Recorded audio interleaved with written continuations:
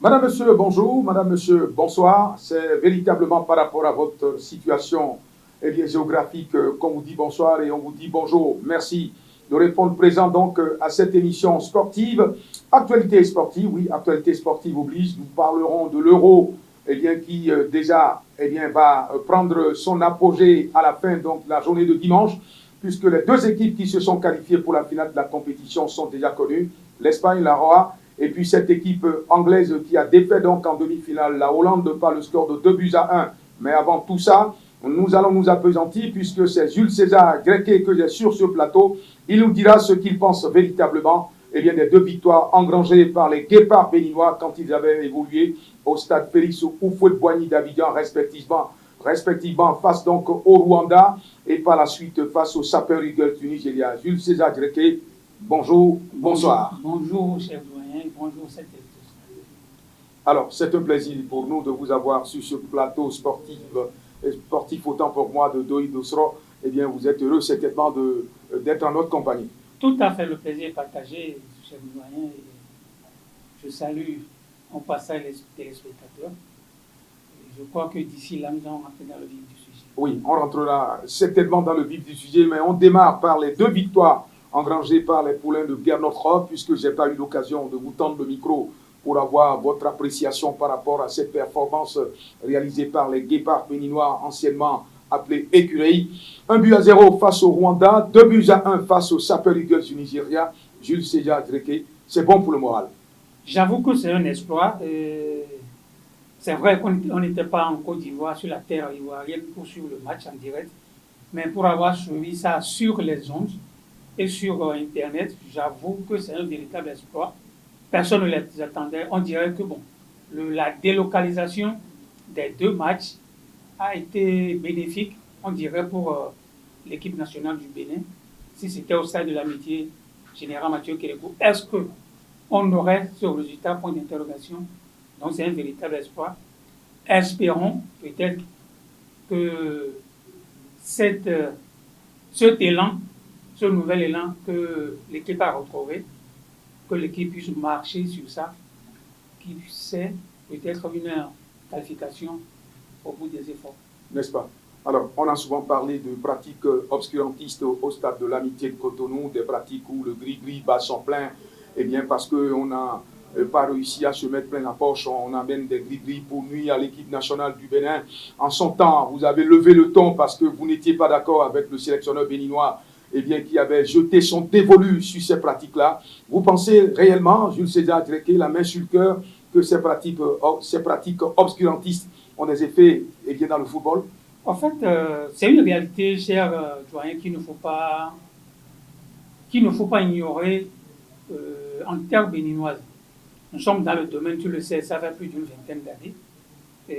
Pour avoir fréquenté et pour avoir choisi d'abord comme desk le sport, plus de 20 ans que nous sommes dedans, il faut avouer, sans frustrer les religieux peut-être, mais c'est une réalité qu'il ne faut pas ignorer dans le football béninois.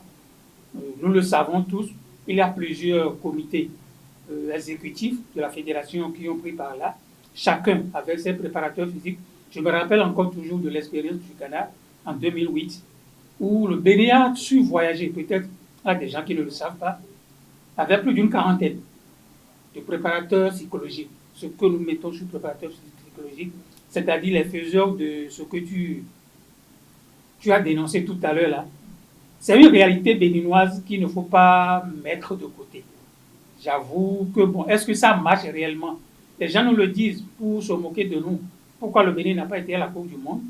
Pourquoi le Bénin n'a pas gagné la CAN? Si effectivement ces réalités-là marchaient, pourquoi ça ne marche pas? Les joueurs le savent, ceux qui sont à la tête du comité exécutif le savent, le ministère, ceux qui sont là également le savent.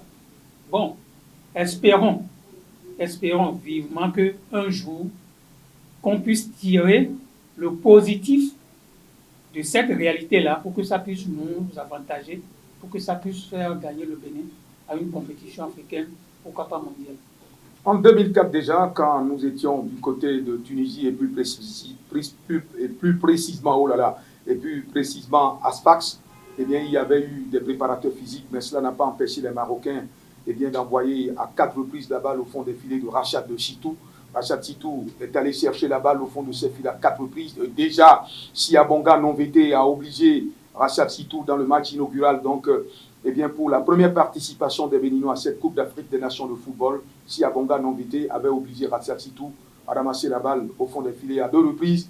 Mais il y avait des préparateurs physiques. Certains avaient même pris position derrière les buts de Rachat Chitou, mais cela n'a pas empêché Sud-Africains et Marocains d'envoyer la balle au fond des filets. Jules César Grequet.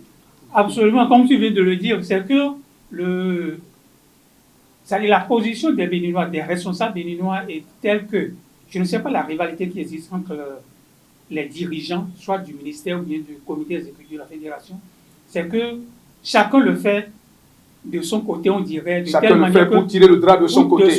Il y en a qui le font pour la victoire, il y en a qui le font pour la défaite. Je ne sais pas. Eh bien, pour qu'on renvoie les autres, c'est ça? C'est comme on l'attend dans les autres pays. Pour qu'on dise que c'est moi qui ai fait, que l'équipe a gagné, c'est moi qui ai fait. Je ne sais pas, c'est ça qui nuit sur la prestation de l'équipe, ou bien je ne sais pas. Parce que chaque fois, à chaque voyage, le Bénin, le ministère aussi, l'État aussi, je crois, se met dans le jeu et met les moyens à la disposition de la fédération pour qu'on puisse faire voyager ces gens de personnes dans la délégation à tout moment. Ils étaient au Ghana, ils étaient en Angola. Bon, qu'est-ce qui s'est passé? Le Bénin, chaque fois, rendons grâce que la dernière fois, au moins en Égypte, le Bénin a au moins atteint le niveau du quart de finale. Au moins, qu'est-ce qui a marché en ce moment? Est-ce qu'il faut mettre ça à l'actif de cette réalité béninoise, des préparateurs physiques, des préparateurs psychologiques? Oui, est-ce qu'il faut les mettre ça à leur actif, voilà, psychologique, ou bien est-ce qu'il faut mettre ça au rendement, c'est-à-dire la vraie capacité des joueurs? C'est à nous de voir, c'est à l'État d'analyser tout ça et tirer ce qui est positif dans cette histoire-là. Alors, vous avez entièrement raison, Jules César Grequet. Il ne faut pas faire confiance aux amulettes que nous amenons sur les stades. C'est vrai qu'il y a cette histoire que j'ai connue. Eh bien, quand j'étais donc enfant, il y avait cette équipe de Sénandé qu'on appelait ICC. Il y avait cette histoire qu'on appelait ferme goal, c'est-à-dire quelque chose que l'on met sur les 7 mètres en deux et n'importe quelle frappe ne pourrait véritablement pas franchir les limites pour entrer au fond des filets. De toute façon, ça fait partie de l'histoire du football au Bénin et pourquoi pas en Afrique, puisque dans d'autres pays également, il y a 16 ans de Ghana, il y a 16 ans de pratique aussi. Chacun a son secret véritablement qu'il utilise lors de ses grands rendez-vous sportifs. On fait avec et on verra bien ce qui va se passer sur le grand rectangle. On souhaite beaucoup de courage et surtout beaucoup de ténacité aux poulains de Guerre Notre Or qui ont encore du chemin véritablement à faire pour se qualifier pour la Coupe du Monde 2026 et pourquoi pas débuter les éliminatoires de la CAN 2025 au Maroc et finir en beauté. Jules César Grequet, l'autre actualité, eh bien c'est l'Euro 2024 qui se déroule du côté de l'Allemagne avec déjà les 2 finalistes qui sont connus. La France a été battue donc par cette équipe espagnole 2-1, bien que les Français ont ouvert la marque au début de l'explication. La Hollande a été battue par l'Angleterre, bien que les Hollandais ont ouvert la marque au début de l'explication. Eh bien, comme on le dit, bis repetita, les 2 résultats se ressemblent véritablement. Jules César Grequet. En réalité, on était quand même content à suivre ces matchs-là. D'abord, la première demi-finale qui a vu la France plier ses bagages depuis l'Allemagne se lisait déjà. Ça, si vous suivez très bien cette rencontre, bon, les forces étaient égales. Les forces étaient égales. Mais avec un léger avantage pour les Espagnols qui étaient beaucoup plus techniques que cette équipe de France de football. Bon, certains voient... Puisque les Espagnols, pour se qualifier pour les 8e de finale, ont fait le plein. 3 matchs, 3 victoires, 9 points au compteur. Contrairement à l'équipe de France de football qui a peiné un tout petit peu dans cette première phase pour se hisser en quart de finale. C'est un peu possible pour la France parce que certains observateurs lisaient déjà peut-être une défaite, mais pas totalement une défaite, mais la contre-performance qu'on peut dire des Français, certains voyaient déjà ça venir. Mais se faire éliminer comme ça par l'Allemagne, je crois... Non, pas l'Espagne. Pas l'Espagne du moins. Oui. Didier Deschamps ne pouvait avoir une équipe aussi bonne que ça. Il a eu la chance d'avoir une ligne offensive qu'aucune équipe dans cette Euro-là. C'est-à-dire quoi? Les 3 attaquants proviennent de la même équipe. Ils ont eu à jouer ensemble pendant toute la saison au PSG. Mais maintenant, certains mettent dans le jeu le poids, ou bien c'est-à-dire l'âge de certains. Randal Kolo Muani ne devait débuter, il fallait mettre à sa place le petit Bakola, ainsi de suite. J'ai lu un peu la production de nos confrères en France. Je crois que c'est ça que les gens avancent pour dédouaner ou bien pour mettre la charge sur le dos de Didier Deschamps.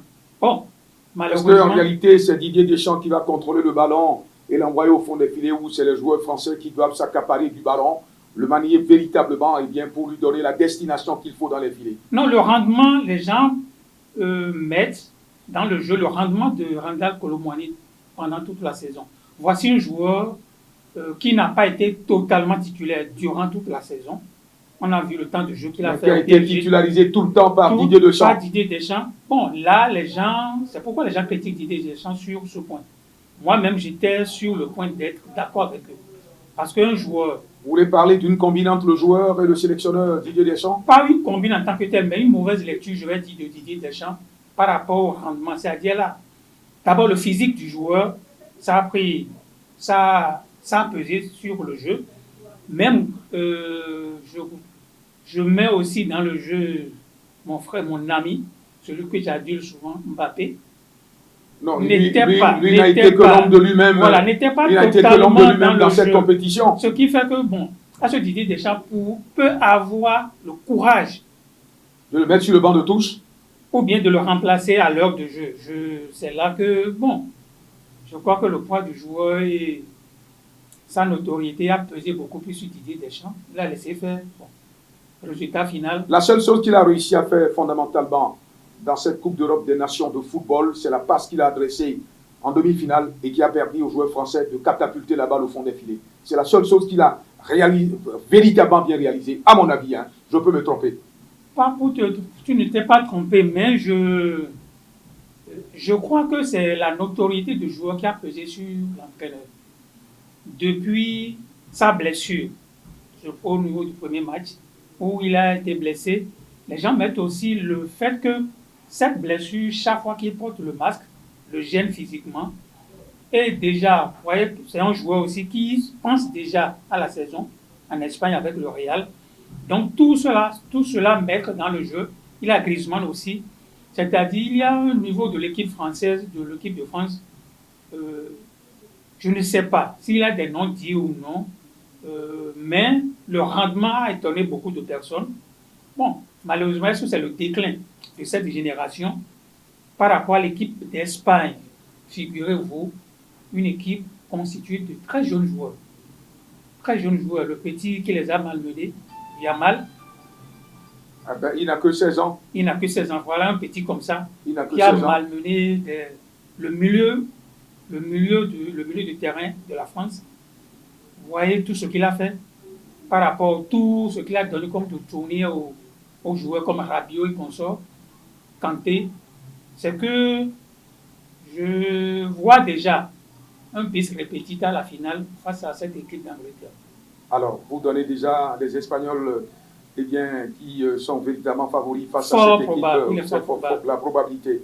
Alors, de toute façon, Didier Deschamps a été reconduit dans ses fonctions de sélectionneur puisque le président de la Fédération française de football a fait un point de presse dans lequel il a spécifié que Didier Deschamps devra donc continuer par conduire l'équipe de France de football 2026, jusqu'à 2026, jusqu'à la Coupe du Monde de football. Espérons que la France se comporte très très bien dans cette compétition, mais au-delà de tout, est-ce qu'on peut dire que l'équipe de France de football a fait une Coupe d'Europe véritablement digne de ce nom, où elle est virtuellement passée à côté des exploits qu'on entendait de lui? Elle est passée à côté, selon moi, elle est passée à côté parce que, en fait, voilà des équipes où la cohésion est déjà totale.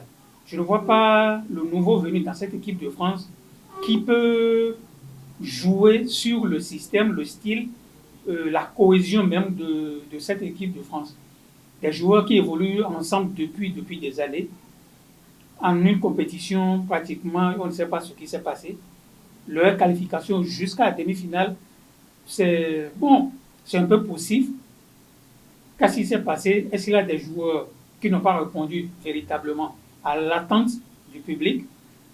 C'est ce qu'il faut analyser. Mais selon moi, à vrai dire, je vois cette équipe qui a raté un peu le coach. Bon, certainement, ils vont analyser ce qui ne s'est pas, ce qui s'est passé, ce qui n'a pas marché à leur niveau. Ils vont se relancer d'ici là dans les éliminatoires de la Coupe du Monde. Le trop-plein, puisque beaucoup font partie de l'élite du football sur le plan européen, il paraît que c'est le trop-plein véritablement qui a été en défaveur de cette équipe de France de football. C'est-à-dire les joueurs sont visiblement fatigués, mais ne pouvaient donner autre chose que ce qu'ils ont produit sur le grand rectangle. Qu'est-ce qu'on va dire des joueurs espagnols et des anglais, et hollandais c'est la... Non, cet argument-là ne va pas.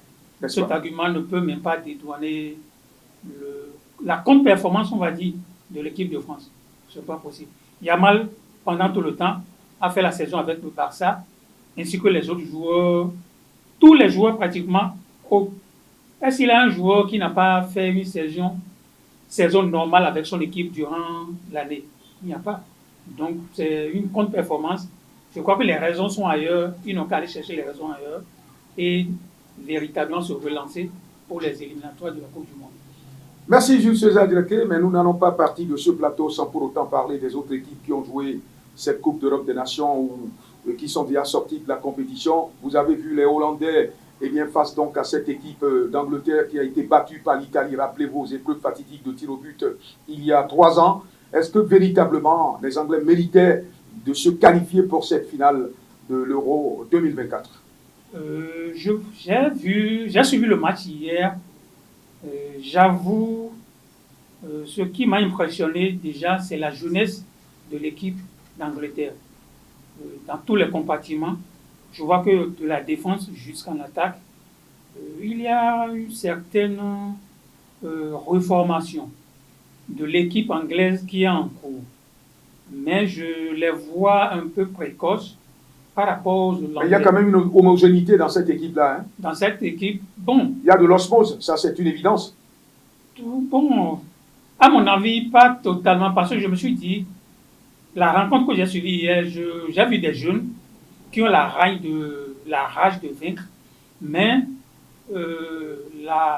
qui manque d'expérience. L'expérience n'est pas encore là. La cohésion qu'il faut, c'est ça qui fait que vous verrez à la finale, ils seront malmenés par l'équipe espagnole. Parce que ça sera... hier, vous avez vu un peu la prestation de l'équipe hollandaise tout au début. C'est une bonne équipe hollandaise. Ils n'ont pas lésiné sur leur capacité de faire face à cette équipe anglaise. Ils les ont malmenés jusqu'à un niveau où, si ce n'est pas ce but, d'abord l'égalisation par la faute qui a créé le pénalty, vous avez vu, c'est l'inexpérience de ce défenseur. Oui, bien sûr, de ce défenseur. Sur la défense, tu ne peux pas lever le pied jusqu'à ce niveau. C'est une inexpérience. Bon, l'équipe anglaise a su bénéficier, a su capitaliser sur leur, je ne sais pas, leur... Le second but a été marqué dans les arrêts de jeu. C'est pratiquement terminé. Tu vois aussi, c'est... Bon, eux étaient aussi sur...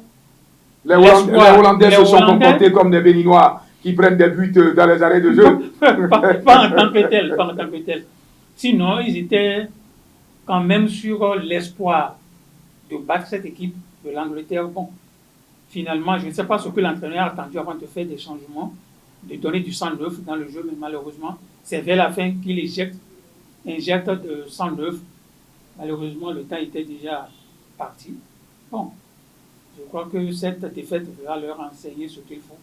Et peut-être pour les éliminatoires, ils vont prendre leur dessin en main beaucoup plus que ça. Les anciens vainqueurs de l'Euro ont quitté autant pour moi la compétition. Les anciens vainqueurs de la compétition ont quitté prématurément.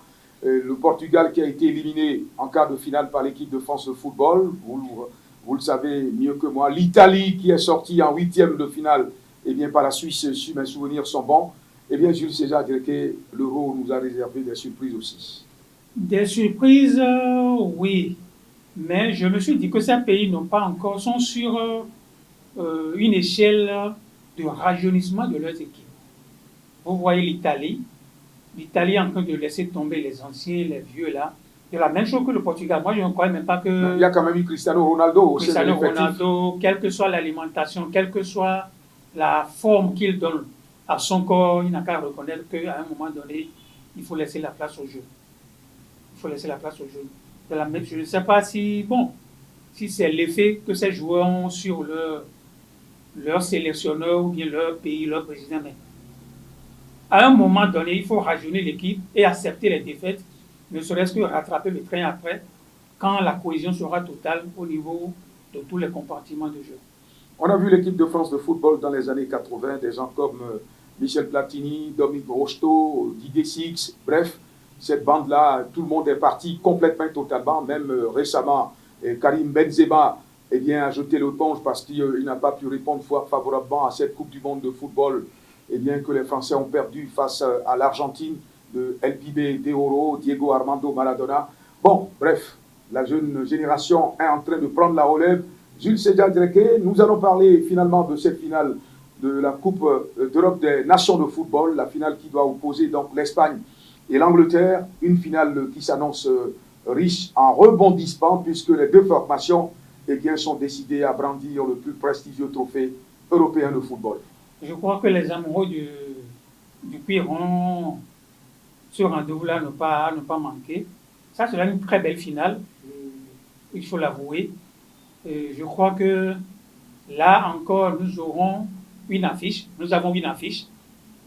qui risque quand même d'être palpitante, je l'avoue déjà. Et comme je vous l'ai dit tout à l'heure, je balance beaucoup plus que l'Espagne avec son football. Depuis le début, vous voyez la prestation de cette équipe espagnole avec de très jeunes joueurs, de petits joueurs, des joueurs qui n'ont même pas que le Messi a dorloté dans le jeune âge, qui sont aujourd'hui sur le terrain à 16 ans, qui donnent du tournée. Je crois que cette finale ne manquera pas de donner son quand même. Non, mais cette équipe espagnole que vous aimez aujourd'hui n'est plus dans le style qu'on a connu à Vicente Del Bosque, puisque c'est lui qui avait donc un effectif qui roulait la balle à terre. On n'a pas beaucoup vu ça dans cette équipe espagnole de football, mais vous les donnez déjà vainqueurs de la compétition. Non, le rajeunissement fait que ces jeunes joueurs apprennent à se connaître. J'ai poussé ma curiosité à jeter un coup d'œil sur comment on l'appelle, la prestation face à la France. Vous voyez une équipe, malgré ce que vous dénoncez là, vous fustigez, ils ont eu 59% de possession. La France a eu 43%. Au niveau des passes, l'équipe espagnole a eu 500 passes contre 433, je crois, à la France. Pour l'équipe de France de football. Quand comparaison n'est pas raison, je compare un peu l'équipe française à l'équipe anglaise qui sera face à l'Espagne.